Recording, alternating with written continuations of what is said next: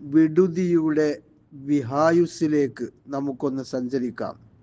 ഉഹുദ് യുദ്ധഭൂമിയാണ് രംഗം. ശത്രുവശത്ത് നിന്ന് ഏറെ ആക്രമണങ്ങൾ ഉണ്ടായിട്ടുണ്ട്. ഒടുവിൽ നബി സല്ലല്ലാഹു അലൈഹി വസല്ലമയുടെ ശരീരത്തും ആയുധങ്ങൾ പതിക്കുകയാണ്. മുഖത്ത് മുറിവേറ്റു, പല്ലുകൾക്ക് പരിക്കേറ്റു, ശരീരത്തിൽ നിന്ന് പുണ്യരക്തം ഇറ്റ് വീഴാൻ തുടങ്ങി. സ്വന്തത്തേക്കാൾ തിരുനബി സല്ലല്ലാഹു അലൈഹി വസല്ലമയെ സ്നേഹിക്കുന്ന അനുചരന്മാർക്ക് ഏറെ ദുഃഖമാവുകയാണ്. തങ്ങൾ ഓരോരുത്തരും കൊല്ലപ്പെട്ടാലും തിരുനബി സല്ലല്ലാഹു അലൈഹി വസല്ലമ തങ്ങൾക്ക് ഒരു മുറിവ് പോലും ഏൽക്കരുത് എന്നാണ് അവരുടെ നിലപാട്. അവര് അതിനുവേണ്ടി മാറ് കാണിക്കാനും സമർപ്പിക്കാനും തയ്യാറാണ്.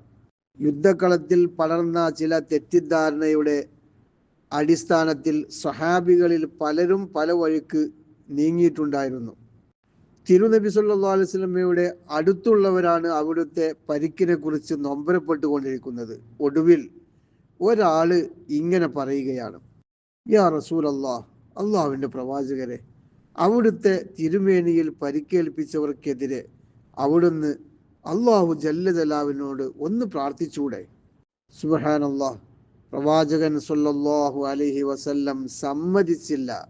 എന്നിട്ട് പറഞ്ഞു: ഞാൻ ശപിക്കാനോ ശാപവർഷം ചൊരിയാനോ അല്ല നിയോഗിക്കപ്പെട്ടിട്ടുള്ളത്. കാരുണ്യത്തിൻ്റെയും വിട്ടുവീഴ്ചയുടെയും പ്രതീകമായിട്ടാണ് ഞാൻ വന്നിട്ടുള്ളത്. ശത്രുപക്ഷത്ത് നിന്ന് ഒരാളെങ്കിലും നേർവഴിയിൽ എത്തിയാൽ അതാണ് ഞാൻ ആഗ്രഹിക്കുന്നത്.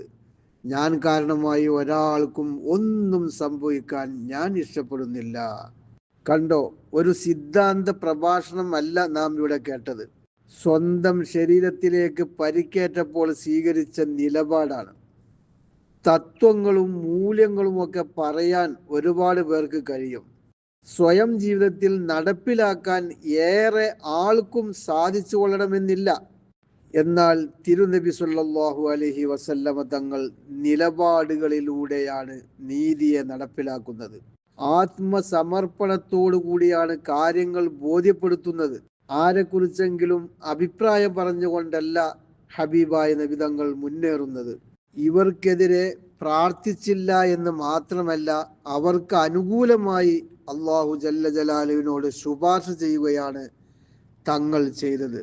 അള്ളാഹുവേ, എൻ്റെ ജനങ്ങൾക്ക് നീ പൊറത്തു കൊടുക്കണമേ, അവർ അറിവില്ലാത്തവരാണ്.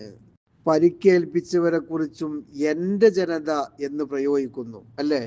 എത്ര വിശാലമായ ഹൃദയം!